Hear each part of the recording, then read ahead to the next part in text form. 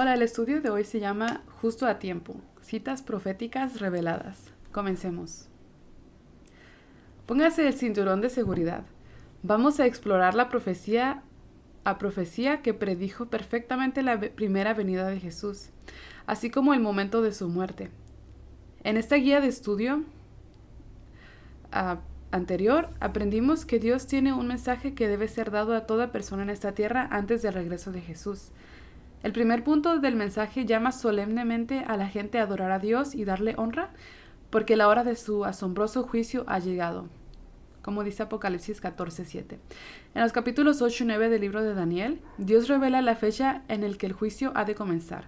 Además, Dios presenta pruebas de que Jesús, su Hijo Divino, es el Mesías. No hay otra profecía de la Biblia que sea de tanta importancia. Sin embargo, relativamente pocos la conocen. Por favor, vamos a poner atención y antes de continuar, si no ha leído los capítulos 8 y 9 de Daniel, les pido que los vayan y los lean. Bueno, en la primera pregunta dice: en visión Daniel vio a un carnero con 2 cuernos que hería al poniente, al norte y al sur y conquistaba toda bestia con la cual se encontraba. Daniel 8, 7 y 4. ¿Qué simboliza el carnero? Daniel 8:20 dice: en cuanto al carnero que vistes que tenía 2 cuernos, estos son los reyes de Media y Persia. Entonces el carnero es un símbolo del reino mundial de Medo-Persia, el cual era también representado por el oso de Daniel 7:5. Y esto lo podemos ver en la guía de estudios 2 anteriores, en la número 15.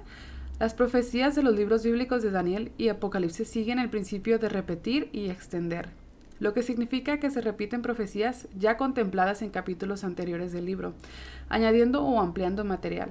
Este método ayuda a aclarar las profecías bíblicas. ¿Qué raro animal vio Daniel inmediatamente después? Daniel 8, 21 y 22 dice: el macho cabrío es el rey de Grecia y el cuerno grande que tenía entre sus ojos es el rey primero. En cuanto al cuerno que fue quebrado y sucedieron 4 en su lugar, significa que 4 reinos se levantarán de esa nación, aunque no con la fuerza de él. Entonces, a continuación en la visión de Daniel, un macho cabrío con un cuerno enorme aparece de repente, moviéndose a gran velocidad. Atacó y venció al carnero. Luego el gran cuerno fue quebrado y surgieron 4 cuernos en su lugar. El macho cabrío simboliza a Grecia y la Biblia lo identifica por su nombre. El tercer reino mundial, mientras que el gran cuerno simboliza a Alejandro Magno. Los 4 cuernos que reemplazaron al gran cuerno representan a los 4 reinos en que fue dividido el imperio de Alejandro. En un capítulo anterior, Daniel 7:6, estos 4 reinos están representados por las 4 cabezas de leopardo que simboliza a Grecia. Estos símbolos son tan precisos que con facilidad se les puede identificar en la historia. De acuerdo a Daniel 8, versículos 8 y 9, había de surgir un poder político religioso especial representado por el cuerno pequeño. ¿Qué representa el cuerno pequeño? El cuerno pequeño representa a Roma. Algunos han sugerido que el cuerno pequeño representa a Antíoco Epífanes, un rey seleucido que gobernó a Palestina en el 2 siglo a.C. y que trastornó los ritos de adoración de los judíos. Otros teólogos, incluyendo la mayoría de los líderes de la Reforma, han creído que el cuerno pequeño representa a Roma en ambas formas, la pagana y la papal. Para aclarar más este punto, examinemos la evidencia bíblica. Primero, en armonía con la regla profética de repetir y expandir, Roma debe de ser el poder representado aquí porque en los capítulos 2 y 7 de Daniel se le presenta como el reino que sigue a Grecia. En Daniel 7, 24 al 27 también se pone de manifiesto el hecho de que Roma en su estado papal sería sucedida por el reino de Cristo. Y lo podemos ver en la guía de estudio número 15, una de las anteriores. El cuerno pequeño de Daniel 8 se ajusta perfectamente a este patrón debido a que este reino o poder aparece después del reino de Grecia y porque finalmente será destruido en forma sobrenatural, sin mano, por la segunda venida de Jesús. Esto lo podemos comparar a Daniel 8:25 con Daniel 2:34. Segunda, en el capítulo 8 de Daniel se afirma que los medopersas se engrandecerían, en el versículo 4, y los griegos se engrandecerían en gran manera, en el versículo 8, y el cuerno pequeño se engrandeció hasta el ejército del cielo, en el versículo 10. La historia es muy clara al confirmar que ninguna nación o reino que apareció después de Grecia se engrandeció hasta el ejército del cielo, como Roma. Tercera, Roma extendió su poder hacia el sur, hacia Egipto, al este, hacia Macedonia y a la tierra placentera de Palestina, precisamente como la profecía lo predijo en el versículo 9. No hubo ningún otro poder mayor que Roma ni otro que cumpliera en este punto de la profecía. Cuarta, únicamente Roma se levantó contra Jesús, el príncipe de los ejércitos, como podemos ver en versículo 11, y el príncipe de los príncipes, versículo 25. La Roma pagana lo crucificó, también destruyó al templo judío. Por otro lado, la Roma papal efectivamente propició que el ministerio del santuario celestial fuese echado por tierra, como podemos ver en el versículo 11, y que fuera pisoteado, versículo 13, a reemplazar el sublime ministerio de Jesús, nuestro sumo sacerdote en el cielo, por un sacerdocio terrenal que pretende perdonar pecados. Ningún otro puede perdonar pecados sino Dios, como podemos leer en Lucas 5:21. Y solamente Jesús es nuestro único sacerdote y mediador, como podemos leer en 1 de Timoteo 2:5. Continuemos con la siguiente pregunta. El capítulo 8 de Daniel nos enseña que este poder del cuerno pequeño también destruiría a muchos del pueblo de Dios, como dicen en los versículos 10, 24 y 25, y que echaría por tierra la verdad, como podemos leer en el versículo 12.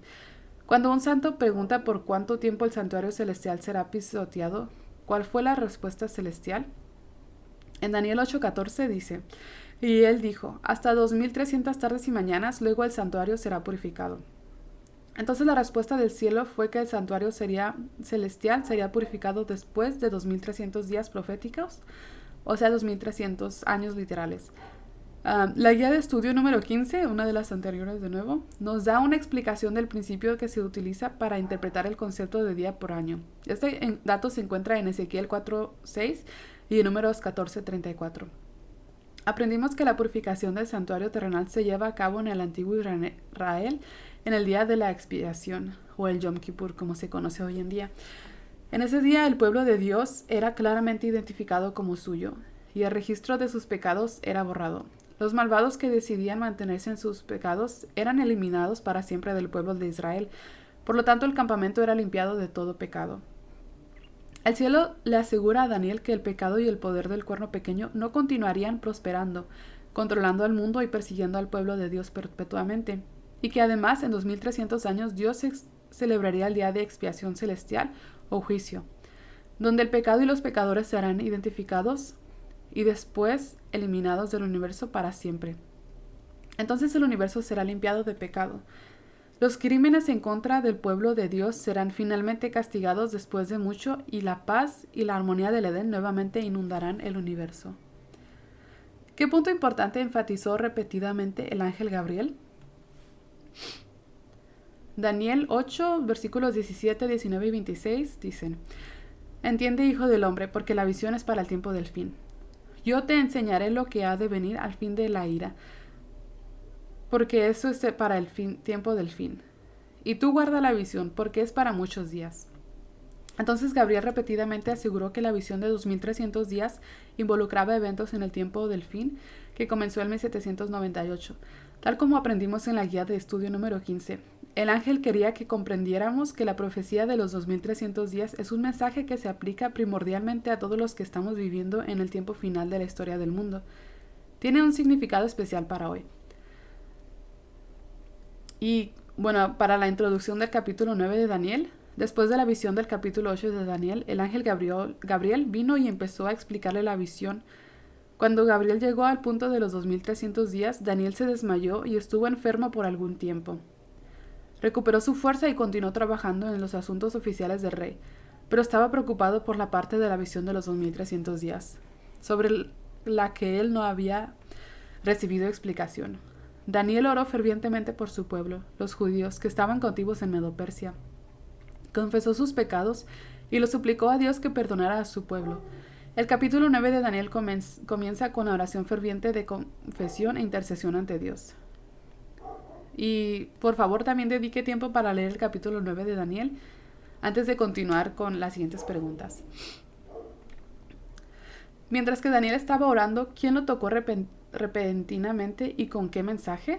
Como dice Daniel 9, 21 y 23. El ángel Gabriel lo tocó y declaró que había venido a explicarle el resto de la visión descrita en el capítulo 8 de Daniel. Y puede comparar Daniel 8:26 con Daniel 9:23. ¿Cuántos de los 2300 días serán determinados o separados para los judíos del pueblo de Daniel y para Jerusalén, su ciudad capital, en Daniel 9:24?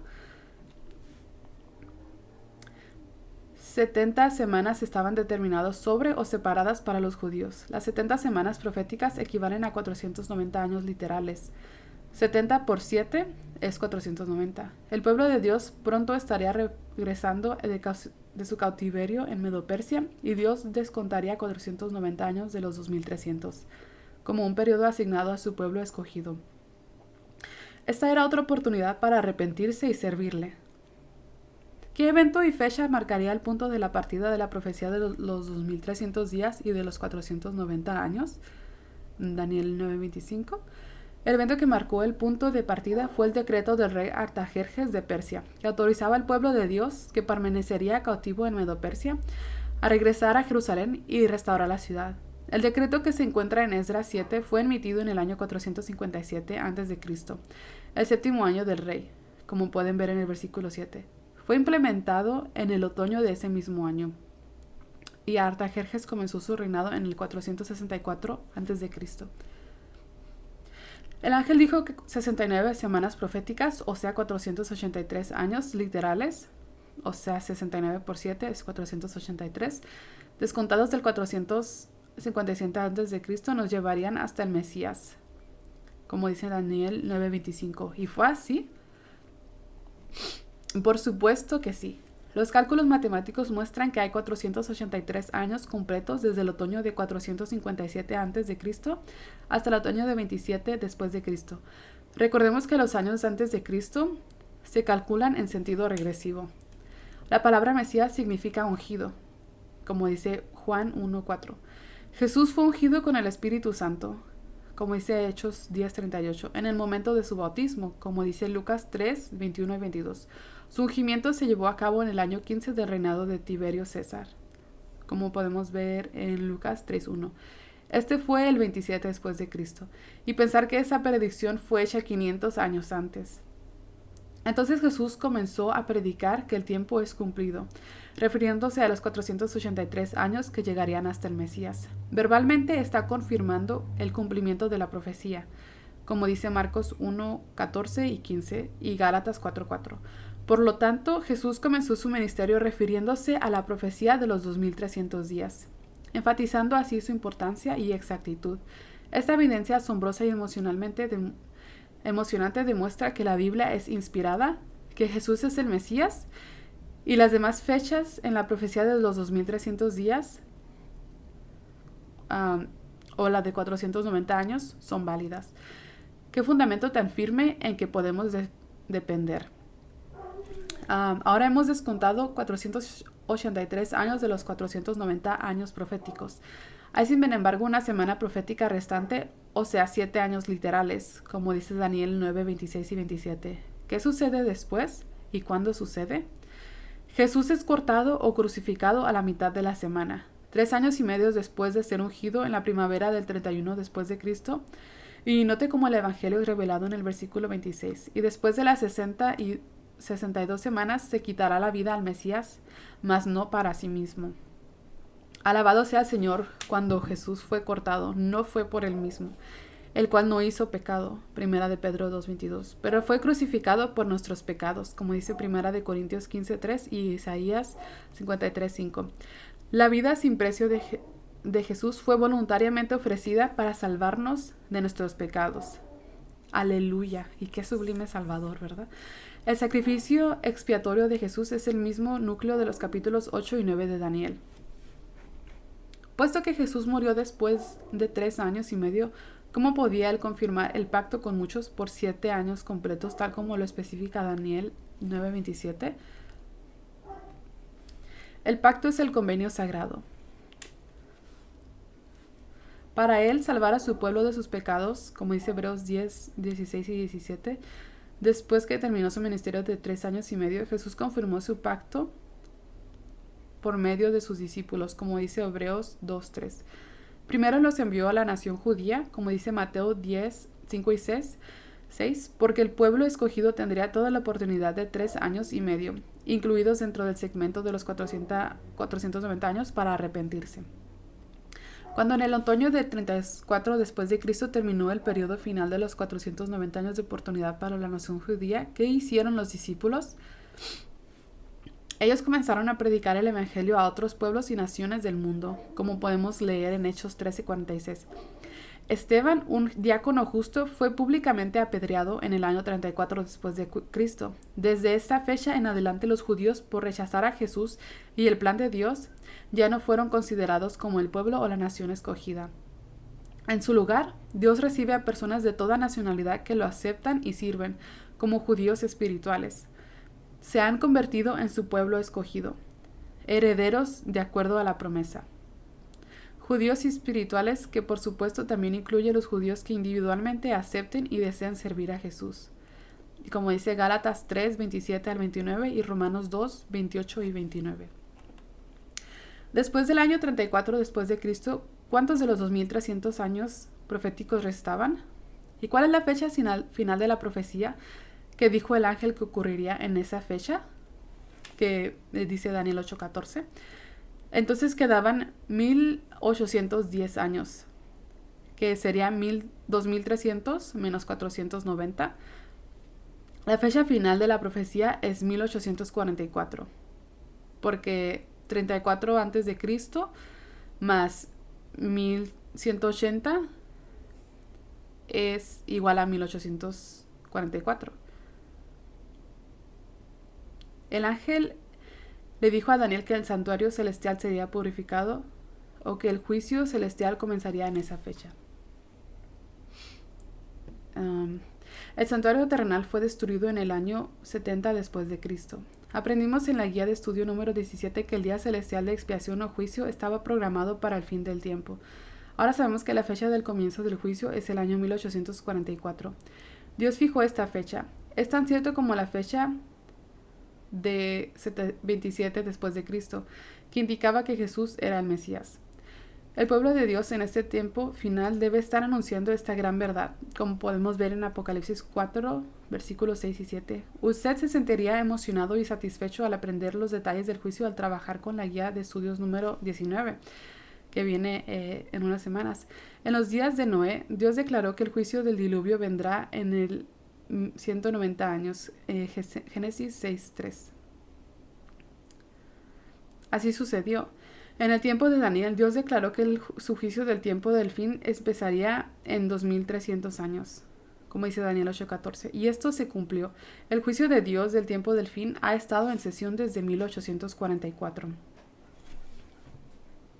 La palabra inglesa para expiación o atonement significa at-one-ment, o el estado de llegar a ser de un pensamiento o estar de acuerdo. Denota armonía en la relación. La armonía perfecta existía originalmente en todo el universo, hasta que Lucifer, un brillante ángel celestial, como lo aprendimos en la guía de estudio número 2, desafió a Dios y a sus principios de gobierno. Una tercera parte de los ángeles del cielo siguió a Lucifer en su rebelión, como podemos ver en Apocalipsis 12, 3, 4 y del 7 al 9. En la Biblia se le llama pecado a la rebelión en contra de Dios y de sus principios amorosos, como dice Isaías 53:6 y primera de Juan 3:4. El pecado trae dolor, confusión, caos, tragedia, pena, traición y toda clase de mal. Además, su pena es la muerte, como dice Romanos 6:23. En el lago de fuego, como dice Apocalipsis 21:8. Muerte de la que no hay resurrección. El pecado aparece más rápido y es más dañino que el peor tipo de cáncer. Puso a todos el universo en jaque. Por eso Dios sacó a Lucifer y a sus ángeles del cielo, como dice Apocalipsis 12, 7 al 9. Lucifer recibió entonces su nombre nuevo, Satanás, que significa adversario. Sus ángeles caídos ahora son llamados demonios. Satanás sedujo a Adán y Eva al pecado, entonces atrapó a la humanidad. ¡Qué tragedia tan horrenda! El conflicto devastador entre el bien y el mal había comenzado, y el mal parecía que empezaba a ganar la victoria. La situación parecía sin esperanza. Pero no, Jesús, el Hijo de Dios, Dios mismo, un ser superior a la suma de toda la humanidad que jamás llegaría a existir en la tierra, estuvo dispuesto a entregar su vida en sacrificio para pagar la deuda de muerte por todos los pecadores, como dice 1 Corintios 5:7. Al aceptar su sacrificio, todo pecador estará libre de condenación del pecado, como podemos leer en Romanos 3:25. Este glorioso plan incluía la entrada de Jesús en la vida de las personas cuando fuese invitado, Apocalipsis 3:20, y a convertirla en una nueva persona, como dice 2 Corintios 5:17. Jesús proveyó poder para resistir a Satanás y para restaurar en nosotros la imagen de Dios, como dice en Génesis 1:26 y 27 y Romanos 8:29. Esa bendita oferta de expiación incluye un plan para aislar el pecado y destruirlo, incluyendo a Satanás, a sus ángeles caídos y a todos aquellos que lo sigan en su rebelión. Mateo 25:41 y Apocalipsis 21:8. Además, un informe completo sobre Jesús y su gobierno y a Satanás y su dictadura diabólica será presentado ante todos los habitantes de la tierra. Así todos podrán tomar una decisión inteligente y con toda la información al escoger servir a Cristo o a Satanás, como dice Mateo 24:14 y Apocalipsis 14:6 y 7. El caso de cada persona será examinado en la corte celestial, como dice Romanos 14:10 al 12. Ahí Dios honrará la decisión de cada individuo de servir a Cristo o Satanás. Apocalipsis 22:11 y 12. Finalmente, después de erradicar el pecado, el plan de Dios es crear un nuevo cielo y una nueva tierra. Segunda de Pedro 3:13 e Isaías 65:17. Donde el pecado nunca más se levantará, como dice Nahum 1:9, donde vivirá su pueblo por toda la eternidad, Apocalipsis 21:1 al 5, el Padre y el Hijo entonces morarán con su pueblo en perfecto gozo y armonía para siempre. Todo eso está incluido en el proceso de expiación. Dios nos lo ha informado en su palabra y lo demostró en los servicios del santuario del Antiguo Testamento, especialmente en el día de la expiación. Jesús es la clave de la expiación. Su amante sacrificio por nosotros en el Calvario lo hace todo posible. La eliminación del pecado de nuestras vidas y del universo es posible únicamente por medio de él. Hechos 4:12. Por eso es el triple mensaje final del cielo. Dirigido al mundo, llama a toda criatura a adorarlo. Apocalipsis 16:6 y 7. Porque algunos intérpretes bíblicos separan la última semana o 7 años de los 490 designados a la nación judía y lo aplican a la obra del anticristo al final de la historia del mundo. Esa es una buena pregunta. ¿Por qué alguien eliminaría los últimos 7 años asignados a la nación judía para aplicarlos al final de la historia de este mundo? Entonces repasemos los hechos. Primera, no hay ninguna defensa o evidencia para hacer una brecha en ningún lugar de los 400 años proféticos. Es un periodo continuo, así como lo fueron los 70 años de exilio del pueblo de Dios mencionados en Daniel 9:2. Segunda, en las escrituras un número específico de unidades, días, semanas, meses, años, que se aplica a un periodo de tiempo significa únicamente un conjunto continuo o consecutivo de unidades. La falla está en aquellos que declaran que cualquier periodo de tiempo profético debe ser extraído y después calculado. Tercera, el año después de Cristo, el año de bautismo de Jesús, fue la fecha de inicio para los últimos 7 años de la profecía al cual Jesús enfatizó al comenzar a predicar inmediatamente después de su bautizo. El tiempo es cumplido, como dice Marcos 1:15. Cuarta, el momento de su muerte en la cruz en el otoño del 31 después de Cristo, Jesús clamó, consumado es, como dice Juan 19:30. El Salvador claramente se refiere a las predicciones de su muerte hechas en Daniel capítulo 9, que el Mesías sería cortado al ser crucificado, el versículo 26, que causaría que los sacrificios y las ofrendas cesaran al morir por todos como el verdadero Cordero de Dios, versículos 27 y 1 Corintios 5:7 y 15:3, y que haría reconciliación por la iniquidad, versículo 24. No hay autoridad bíblica o evidencia para separar la última semana o 7 años de los 490 años determinados para la nación judía y para aplicarlos a la labor del anticristo y al final de la historia de este mundo. Es un hecho violento separar los últimos 7 años de los 490 proféticos, porque distorsiona el verdadero significado de las muchas profecías de los libros de Daniel y Apocalipsis. De hacerse esto, la gente simplemente no las podría comprender completamente. Por esta causa es que Dios prohíbe realizar una interpretación independiente de las profecías, como esta teoría de la brecha de 7 años. Estas interpretaciones siempre han de conducir a la gente por sendas equivocadas. ¿Y tú has aceptado el sacrificio expiatorio de Cristo por tu vida y lo quieres invitar a limpiarte de pecado y que te haga una nueva persona? Te invito a que, si es así, tomes tu tiempo de platicar con Dios. Y gracias por escuchar ese video. El siguiente se va a tratar, se va a llamar un caso que está cerrado. Y gracias y nos vemos.